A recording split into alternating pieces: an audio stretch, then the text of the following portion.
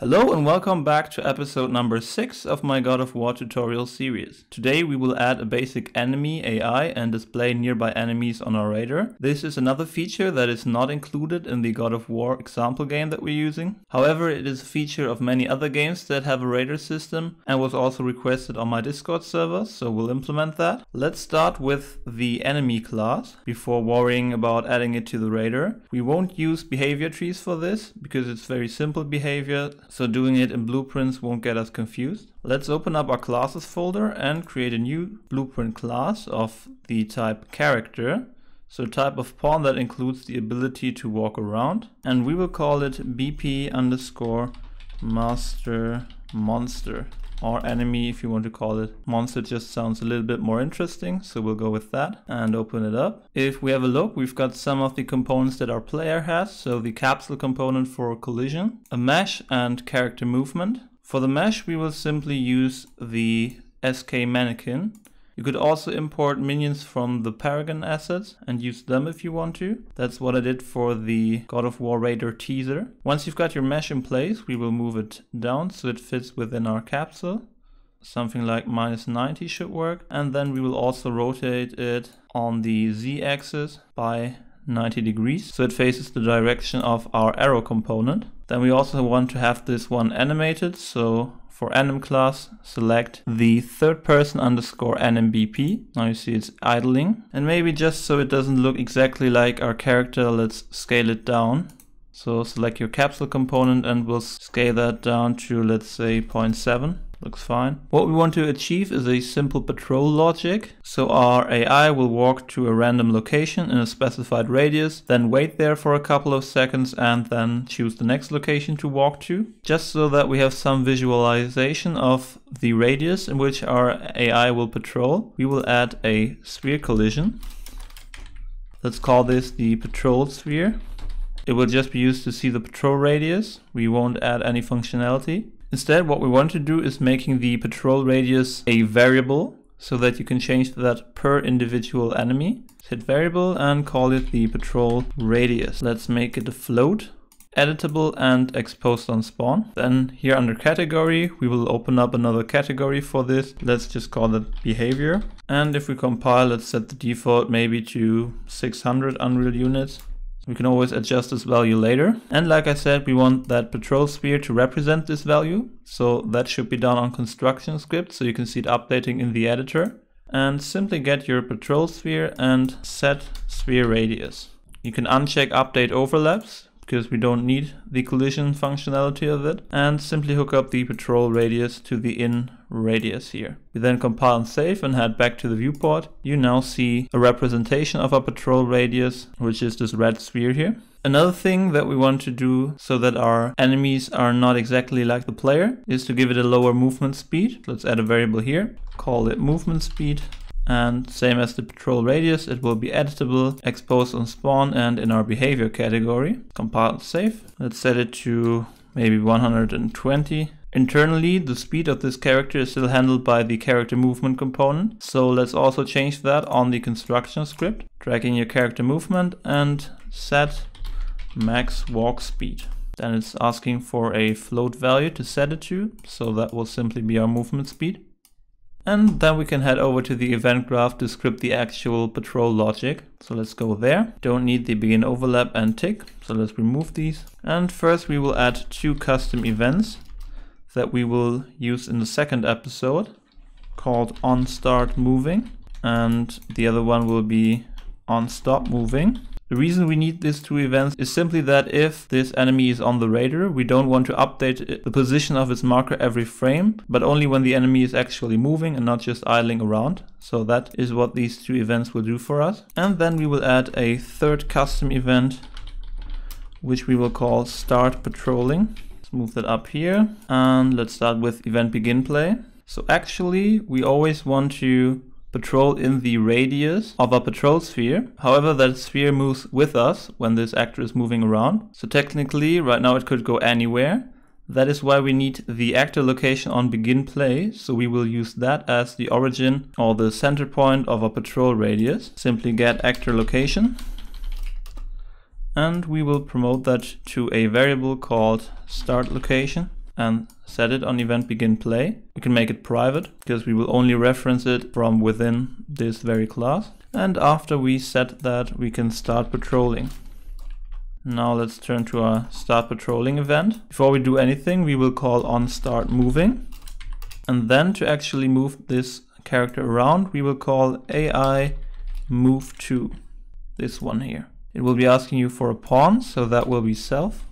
And then we will need to figure out a destination. Essentially, we need a random point in our radius that this AI is able to go to. And the function for that is get random reachable point in radius.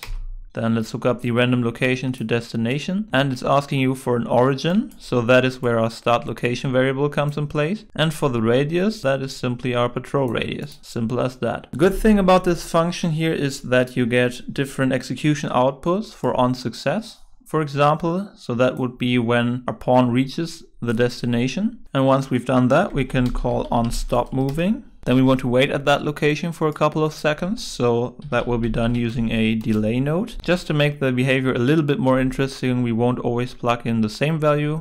We'll just get a random float in range. And let's say the minimum would be 1 second and maximum of 3 seconds that we wait there. And after that, simply call start patrolling again. So this event will call itself, which means that currently it will infinitely loop, and that is exactly the behavior we want to achieve. So let's compile save. There is nothing else required for the patrolling logic, so we can close our master monster, and let's drag that somewhere in our level. Right, here it is. If we were to hit play, you can see that our monster is standing there. However, it isn't doing anything. And that is because for every AI that is supposed to move around in the level, you need something that is called a nav mesh. So nav mesh is kind of like a collision box that contains an area where an AI is able to walk around. So let's add a nav mesh bounce volume to our map.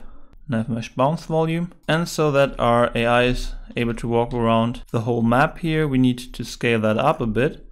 Well, let's go to scale and maybe let's set it to 10. If you select your nav mesh and hit P, you can actually see a green area. So that is where our AI would currently be able to walk around. So let's adjust the position, move it more to the center. And you see that it's still way too small. So let's maybe set the scale to 25. And now you see that all of the areas are covered in green. So that is good. We can hit P again to hide that. And if we were to hit play now, you can see our AI moving around. Then it waits there for a couple of seconds and goes to the next location, waits there, and so on and so forth. So that patrolling behavior is already working. In cases like this, where your AI logic is very simple, I would always recommend using blueprints for it and not behavior trees, because they are much quicker to set up. However, if you're doing very complex game AI, a behavior tree is much easier to read and understand. Alright, enemy behavior is working. We still need to display it on the radar. So let's go to our widgets, because we will also add a individual monster marker widget. Set user interface, widget blueprint, and call it w_monster marker. Then we'll open it up. Like with every other sub widget, make it desired on screen, and we don't need our timeline. We can remove the canvas panel and start off with a size box. Check width and height override, and the total size of this widget will be 28 pixel in width and 35 pixel in height. For the monster marker, we want to display the distance, and below that a simple marker icon. So to align these two elements, we use a vertical box. And in there, let's start with the text element. You can call it the distance text and make it a variable. Default can be something like 999 meters.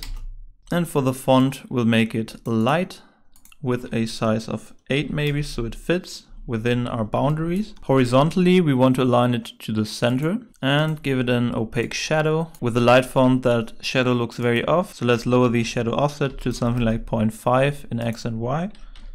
That looks way better. And then for the text color, just to indicate that this is the distance for a monster, not for a quest, we will make that a very light red, almost pink color.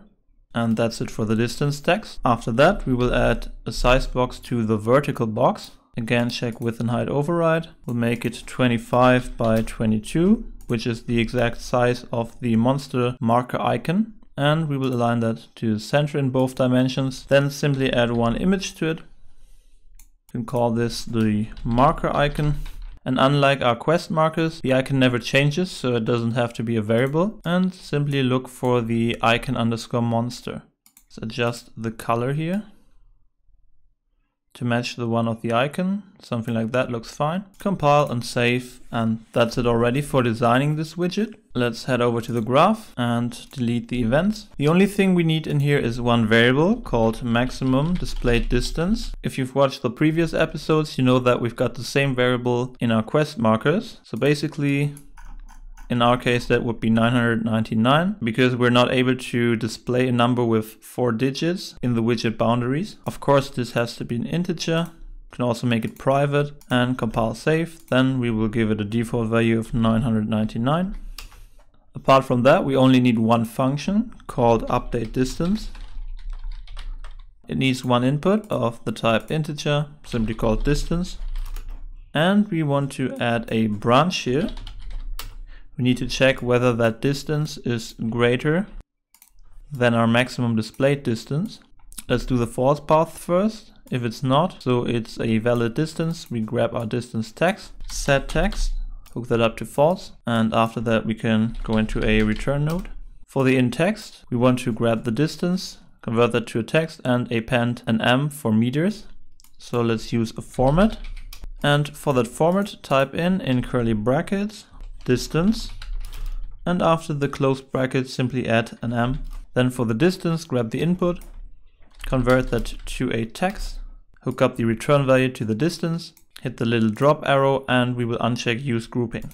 Let's copy the set text node for the true path and also go into the return node afterwards. We'll hook up the distance text as the target, and let's copy the format node and hook that up to the in text. But this time we want a different format.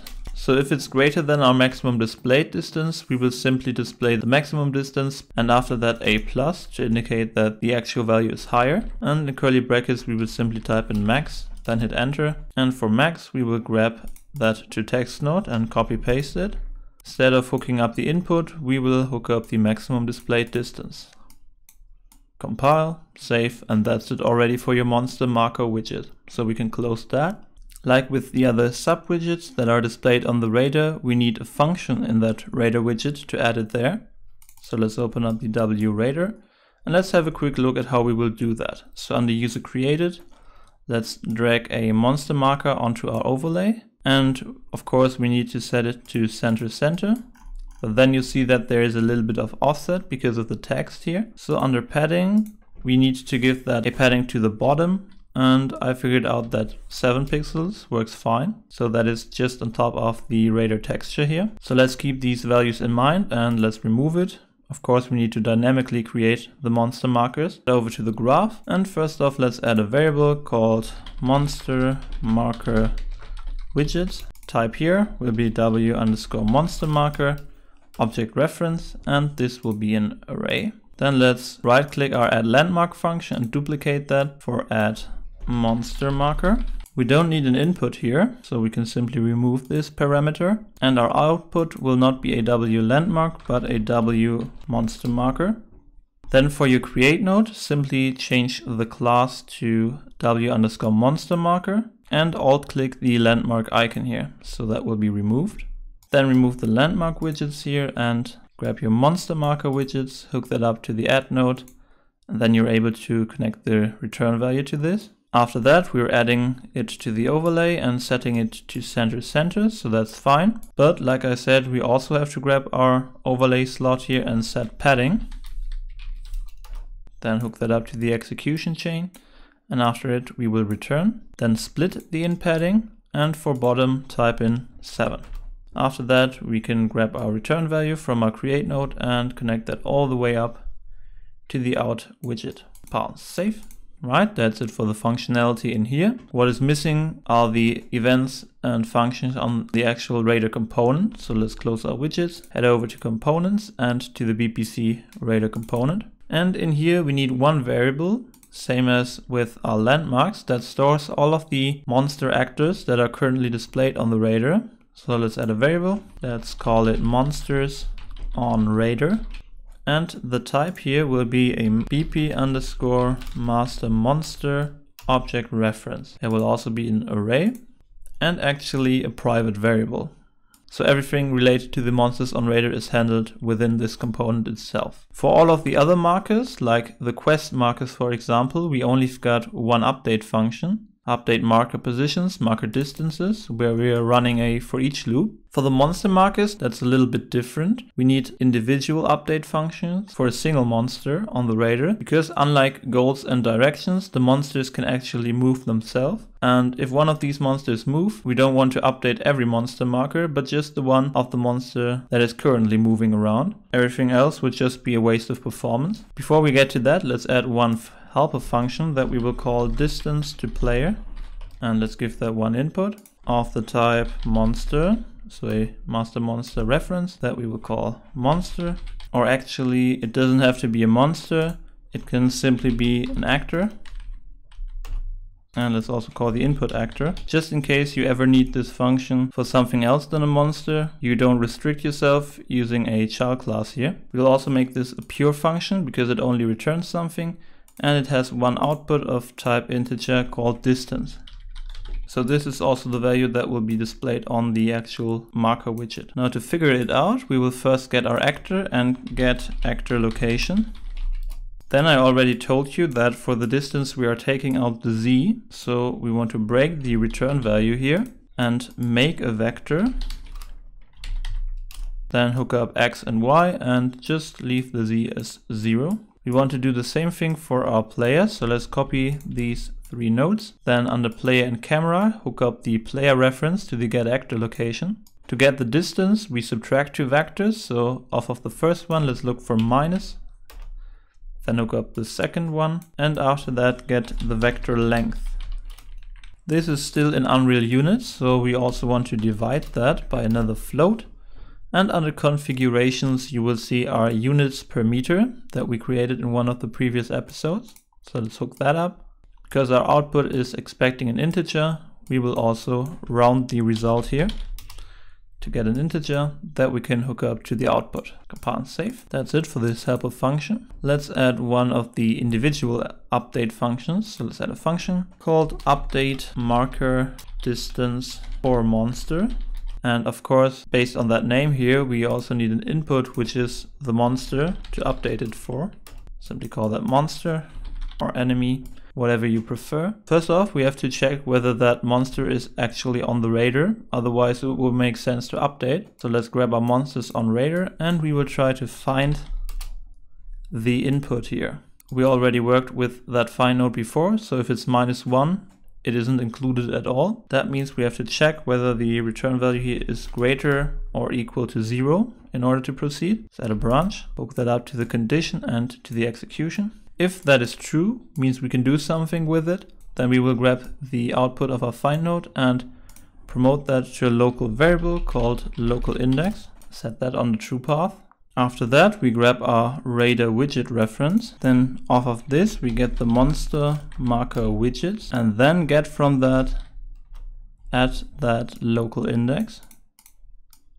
So this would be the associated marker widget, but let's check whether that is valid first before we do anything. And if it is, off of the get node here, we will update the distance on is valid. And to figure out the distance, simply get distance to player and hook that up with the actor being the input here. Alright, compile and save. After that, we will add another function called update marker position for monster, which also needs the one input of type monster that we will call monster. We'll do the same check here first. So get your monsters on radar, try to find the input and compare the output integer to 0. Then add a branch and hook it up. If it's true, promote to a local variable called local index. Hook that up to true. Then again, grab your radar widgets reference, monster marker widgets, get from that at the local index and check whether that is valid. Hook that up to the execution. So if it is valid, we need to set the render translation and hide it if it's not in radar side. We already coded that behavior multiple times, so no need to do it again. We can simply go to our update landmark positions, for example, and let's copy everything of the loop body. Copy and paste it for is valid, then hook it up to the branch. Now you need to connect your get node to all of the widget targets, so for set render translation, for set visibility, and for the other set visibility node, and also for the is visible. Then here we are getting the rotation to translation from our player, and the target has to be the actor location of the input, so of the monster. And then we can compile and save. So that's it for these two functions. However, like with the other markers on our radar, we also have to update every marker when, for example, a player moves around. So let's add a function for that called update monster marker distances. And that will simply call the update marker distance for monster function, but for every monster on our radar. So grab your monsters on radar and run it for each loop. Then hook up the loop body to update marker distance for monster and connect the array element to the input. Let's duplicate that function and simply call it update monster marker positions. And the only thing that changes is that we're not calling this function, but update marker position for monster, and also hook up the array element as the monster. Compile and save. Then for the last function of this episode, we will call this add monster to radar and give it one input, of course, again a master monster reference called monster. Then we will also give it an output of type boolean called success question mark, so where we're able to add this monster to the radar. And the first thing we want to check is whether our radar widget is valid and hook that up to the execution. Because if it's not, we can directly go into the return node with false. If it is valid, let's grab our monsters on radar and check whether that already contains the item that we're trying to add, so the input. And just so that I can use the true path of the branch, I'll look for a not boolean and then add the branch, hook up the not to the condition. So if that is false, means it is already contained, then we can also go into the same return node. But if it's true, we first grab our monsters on radar and add an element, which will be the input. After that, we want to add a marker. So let's copy our radar widget reference and add monster marker. And after that, we will call our two update functions. So update marker distance for monster and update marker position for monster. Hook them up with the monster always being the input. And then we can simply return, but this time with success being checked. Compile save. And that is the end of this episode. So the patrolling of our AI is already working, and we started with some of the required functions in our radar component, which we will finish in the next episode. And in the next episode, we will also be able to expand the functionality of our master monster so that it detects nearby players and then tells their radar components to add them onto the radar. So see you then.